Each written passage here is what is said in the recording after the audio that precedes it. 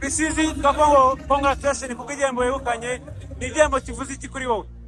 Igihembo kivuze yuko abafana bacu bumva ibyo dukora, igihembo kivuze ko ibyo dukora bigeraho bigera, igihembo kivuze ko tugomba gukomeza gukora byatari. Niki warushije abandi bahanzi? Bona abandi bakora. Ntabwo navuga ngo ni ikintu warushije kuko nta manzi udakora, wabaye nominated wese nuko aricyo yakoze. So umugisha w'Imana at the end of the day ni igihe cyawe. So it's the right thing, it's the right moment. Hanyuma MTN, sosiyete MTN yisobanura gute muri rusange nk'abantu mukora igihe kirekire? MTN avuga ngo ni society yenye unakuza society y'urubyiruko. So we get opportunities, abonye more fire products wayibonye. So ni iharanira kuba like urubyiruko opportunities. So ni navuga ngo n'umurongo w'urubyiruko yego wakiswe brand ambassador wa Mofire. Mofire wayibwira gute abanyarwanda, bisobanura gute abanyarwanda? Mofire navuga ngo kubajene bari banaho cyane ari ushaka ko yifuza gutangira ka business ariko nufite igishoro, maybe aho bakuriza niyo bijana magana abiri. Mofire batwa like bakuriza amafaranga ajya kuri ikintu kiri big, ikintu kiri ku Umunyarwanda wese uri wari wese uza guteza imbere. So sabi please kandi su kwatuzanya wanabitsa cyangwa wakizinga amatungo. Yes. Hanyuma waririmbaga muri MTN Music Festival yarangiye uyu munsi, ibitaramo abonye gute? Sorry? Ibitaramo bya MTN Music Festival waririmbaga byarangiye no munsi wabonye gute? Ko abonye yuko abahanzi barakuze, ibitaramo byerekanye ko abahanzi babaye bakuru, new generation barakuze, kubona new generation ariko twikwetsinga ikintu utabona n'ukuntu Imana tu we appreciate ikerekana ko Chris Easy, Benison, Christian Avalon, Roskana, bakuze new generation. So it's a blessing. Hanyuma ibitaramo ku izina rya Chris Easy kuri music muri rusange. Ibitaramo bivuze gukura Chris Easy, makushiza ko kurushaho ko igitaramo nakoze bwa mbere kandi cyo mazaga kandi so gukora ku manzi perform wise, knowledge wise, kugena bivugaho. Hano hose twanyuze niyo bavuga uti ahantu hari on fire kabisa. Aka kanya naro ntabwo parape yarandenze aranagiye n'ititega n'amahanga rwa besa twagiye abera ibintu bitangaje bwazaye. So hose nta ndajyo zabo kabisa.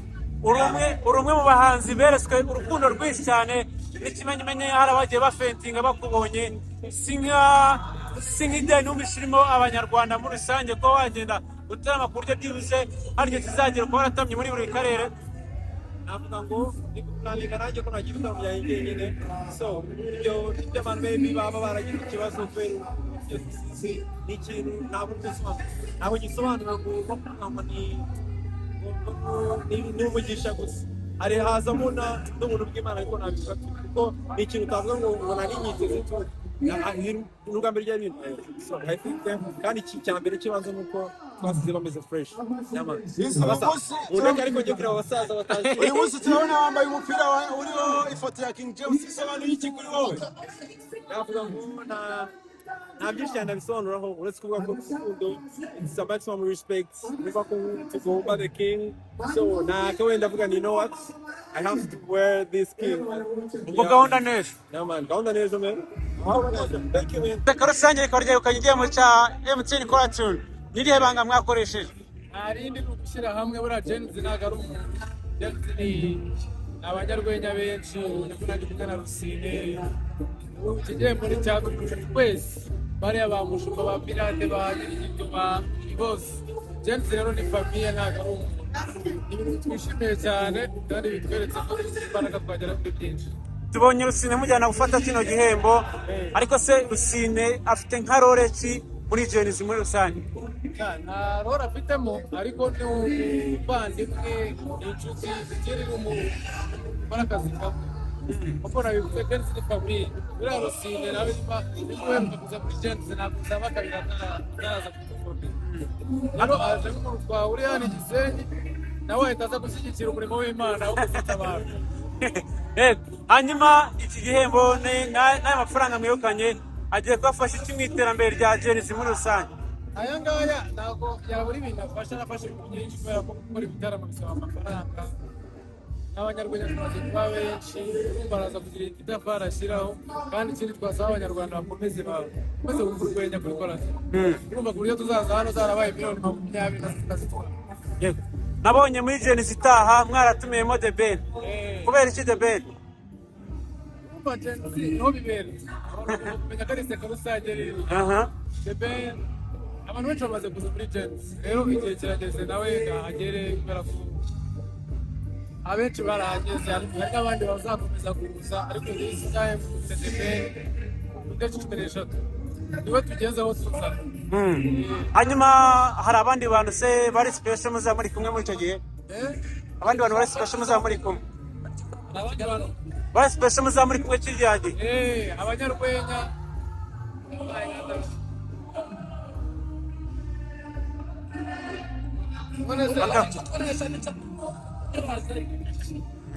Nukumbuka ngo ngano byabaye byinshi wabuze igitwara n'igireka ndabitwara byose ndabona ariyo gahunda rero abantu bitega ko tuzaba dufite The Ben n'abanyarwenya kuva muri Genesis Comedy Show ikindi turi guserebura imyaka ine gukora ibitaramo kabiri ku kwezi ntabwo byoroshye ibintu bitoroshye ariko bishoboka hanyuma Messi twabonye ugiye gusetsa abo mu Burundi abarundi bababwira iki ikintu nababwira cyo nuko iseka rusange turi buri gihe nabo bagaseka iteka ko tuzaba urwenya twari kugira Rusine na Pirate tuzabashimisha so far challenge gihura nayo muri Genesis nkaho yitegura nizi ya challenge rero na nuza rwabo ni Jensen igeze ni heza ugereranyije nawe yavuye ariko the more izamuka twisaba izindi imbaraga rero umuntu wese uri mu kazi afite ibibazo ariko nyine ntabwo tuzacika intege mu gihe dushyigikire itangazamakuru abanyarwanda muri rusange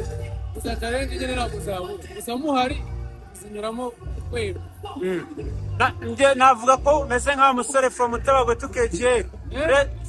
tukegere urebye ukuntu watangiye niki cyafashe kugira ngo noneho ukizamuka cyane ibintu byawe bigere kure byatari ku buryo urimo no kwegukana bino bihembo ikintu cyamfashije nta kindi ni abantu itangazamakuru bashimira cyane kubera ko ibintu nta muntu ubikora wenyine bisaba abanyarwenya bisaba abantu baza kwitabira bisaba itangazamakuru bafasha kwamamaza rero nta rindi banga ikindi kintu cy'ibintu byose ni Imana buriya ntabwo abakora cyane hazamo n'ubuntu bw'Imana baterankunga ba Genesis harimo na MTN none n'ibihembo MTN twiteguye wise ubyegukana navuga ko MTN ifasha amatwi ntabwo nayifashe amatwi ahubwo ni umufatanyabikorwa bwiza turakorana rero sarakoze ndetse n'abafatanyabikorwa bayo ndashimira kandi abanyarwanda bose muri rusange bagize uruhare kugira ngo babashe kugera kuri iyi ntsinzi byagusabye imbaraga zingana gute kugira ngo ube wegukanye iki gihembo ntabwo byasabye imbaraga nyinshi cyane kubera ko nari mfite abantu tubana dukorera amatsinda ndetse bagiye bamfasha kwamamaza mu iki gikorwa haba ku maradiyo ku mateleviziyo ndetse no ku mbuga nkoranyambaga zitandukanye ibyo byose rero byatumye abanyarwanda benshi babasha kumenya iki gikorwa bigatuma ndetse n'abakunzi banjye babasha kubaho kumenya uburyo bwo kumvura ndetse no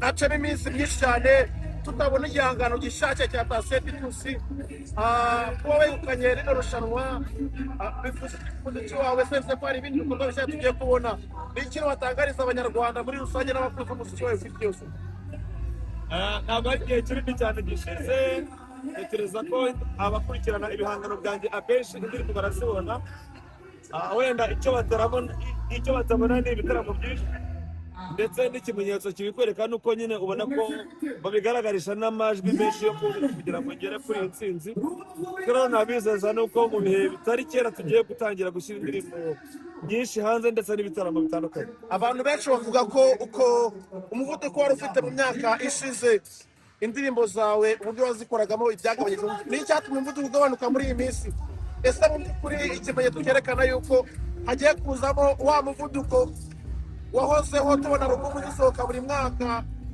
ingahe hakaba haciyemo imyaka igera kuri 6 nta alubumu nshyashya urasohora abanyarwanda babizeza iki nta kindi ni ugukora cyane ndetse ukagerageza gusohora ibindi bihangano hanyuma icyo nabizeza ni uko bitari kera n'ubundi barakomeza kubona indirimbo nshya ndetse n'ibitaramo. hanyuma iki gihembo kivuze iki kuri Thacien Titus nk'umuhanzi wa gospel wari uhanganye n'abandi bahanzi bakomeye muri sekira no muri gospel? Iki gihembo kivuze byinshi ariko igikuru kirimo ni urukundo, n'abantu banyereka ko ubutumwa twatanze bwo kubwiriza abantu ubutumwa bwiza bw'amashimwe bwo kuvuga urukundo rw'Imana binyereka ko byageze kure kandi ko byakoze ku mitima ya benshi. Uyu rero ni umusaruro uvuye muri ibyo bikorwa twagiye dukora byinshi bitandukanye, cyane cyane mu butumwa bwiza dutanga buciye mu ndirimbo. Mu myaka nk'icumi yashize wakoraga ibitaramo byinshi cyane, ugera mu ntara zitandukanye, abafana bawe babasha kukubona, ariko muri ino minsi nawe uravuga ko byagabanutse. Ese urizeza abafana bawe ko noneho ugiye kugaruka, cyangwa hari ubundi ivugabutumwa ryawe usigaye urikoramo bitari kujya kuri mafiriti cyane? Tugiye gushyiramo imbaraga, urumva inshingano zariyongereye kubera amabizinesi tubaho dukora ndetse n'ibindi. Ntabwo rero ko nabonekaga n'ubundi nakomeza kuboneka gutyo kubera izindi nshingano zabaye nyinshi, ariko ntabwo nanone byatuma tudakomeza gukora umurimo w'Imana. Nababwira ko n'ubundi tugiye gushyiramo imbaraga kugira ngo dukomeze kubaha ibihangano byinshi ndetse n'ibitaramo byinshi. Hanyuma iki gihembo ni ubwa mbere ucyegukanye, n'iki wavuga ku muyoboro wa MTN muri rusange? Ni ukubashimira muri rusange, ariko ntabwo ari ubwa mbere. Nigeze kucyegukana, hariho amarushanwa bita Groove Award, n'ubundi iki gikombe ninjye wari wacyegukanye, ngira ngo hashize imyaka nk'itatu cyangwa ine niba atari itanu, niba mbyibuka neza. Rero ni ugushimira muri rusange, turashimira MTN ndetse n'abafatanyabikorwa n'abantu bose bagiye badushyigikira, ndetse n'inshuti Evangelical Family bagiye batuba hafi kugira ngo iki gikorwa kimenyekane mu bantu benshi. Iki gikombe wagitura nde ubonye muri buno buryo muri rusange kugira ngo ubutumwa nawe bumugereho cyangwa se butambuke muri rusange? Iki gikombe ngituye abanyarwanda bose muri rusange, ngituye umuryango wanjye, ngituye inshuti Evangelical Family na timu dukorana kugira ngo ubutumwa bwiza bukomeze kwamamara. Nicyo cyatumye wongera guhatana muri bino bihembo, nko ku nshuro ya mbere ubwo ucyegukana, sinzi n'izindi nshuro wahatanye muri bino bihembo, ahubwo se ni iki gituma buri gihe uko bibaye wumva yuko ugomba kujya guhatana? Nta kindi, ni ukwigirira icyizere, ukumva ko hamwe n'Imana ndetse n'abanyarwanda n'inshuti n'abavandimwe bagukunda, ukizera ko bazagushyigikira kugira ngo ugere ku ntsinzi. Nakoze cyane. Asante sana. Felicitation kubw'igikombe mutwaye, iki gikombe mucyakiriye gute? Murakoze cyane, nka Radio Kigali twishimiye cyane iki gikombe dutwaye umwanya wa kabiri. Ni ibintu twishimiye kandi biduteye imbaraga zo gukomeza gukora cyane kugira ngo umwaka utaha twitabire kandi dutsinde neza. Yego, hari abantu bibaza ngo harimo gutora, ese mwakoresheje amafaranga na gute gutora, byagenze gute kugira ngo isange muri bino bihembo? Radio Kigali ifite abakunzi benshi, ntabwo twamenya ngo abadutoye ni bangahe, gusa amajwi twarengeje miliyoni 7. Urumva ko nta majwi menshi cyane.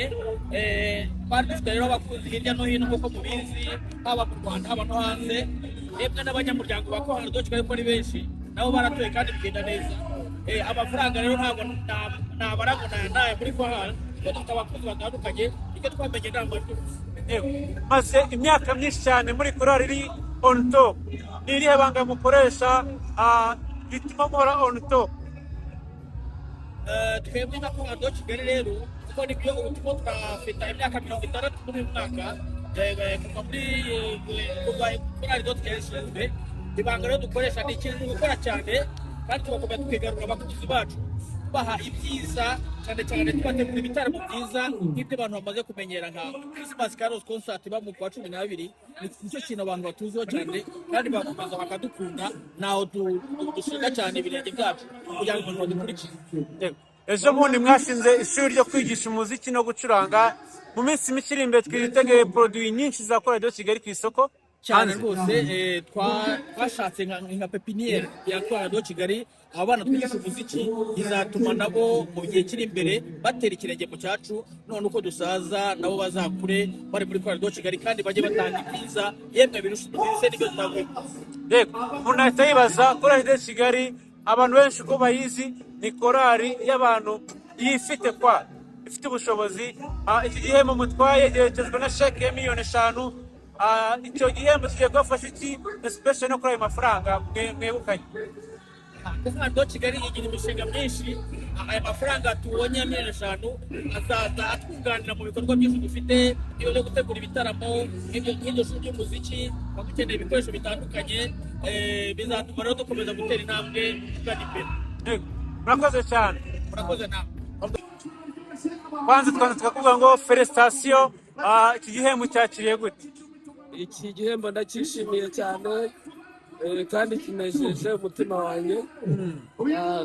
Ndanezerewe cyane ariko tunashimira n'abadufashije kubigeraho bose, ari ugushimira igihugu cyacu kizamura impano, ari itorero sengeramo ADEPR ryadushyigikiye kugira ngo tugere kuri iki gikombe, ndetse n'inshuti zacu turabashimiye cyane, Imana ibawuvugisha. Hanyuma nk'umuntu wenda utaruzi Hakizimana Cyprien ni muntu ki watwaye igihembo cya MTN Platnumz muri icyiciro cy'abavuze amagambo yubaka? Hakizimana Cyprien ni umukozi w'Imana nk'uko bivugwa, nk'uko biri. Rero abantu benshi bakunda kwitabira kuri Platnumz zanjye mu magambo ashobora kugarurira icyizere ku muntu wari watakaje icyizere, ari nacyo mberewe iki gihembo. Ni irihe banga wakoresheje weho kugira ngo wegukanye kino gihembo? Harimo gutora, harimo gukoresha kuratsinda zawe, ariko se ni irihe banga wewe ubwawe wakoresheje? Nta rindi banga uretse gusenga. Narasenze, Imana irambishurira, kandi numva ashaka gutanga umusaruro mu buryo bumwe cyangwa ubundi. Abakristo bagufashije iki se muri runo rugendo rwo kugira ngo wegukane kino gikombe? Baradusengeye kandi baranatoye, kandi n'abatari abakristo bose, abanyarwanda muri rusange bakoze icyo gikorwa, baratora. Ni ubwa mbere wegukanye kino gihembo, ariko si noneho ni izihe gahunda ufite mu gihe kiri imbere? Tugiye gukora kurushaho, dukomeze dusenge, kandi ibyiza biri imbere. Iki gihembo aka kanya uragitura nde? Iki gihembo urimo kugitura nde aka kanya? Ninde wari tugitora? Ndagitura abayobozi banjye, nibura umushumba mukuru wa ADEPR n'umuyobozi wanjye, ndetse n'abandi bakozi b'Imana dukorana, n'abakristo bose bakibatuye, n'inshuti zacu zose turakibatuye. Murakoze cyane. Yes.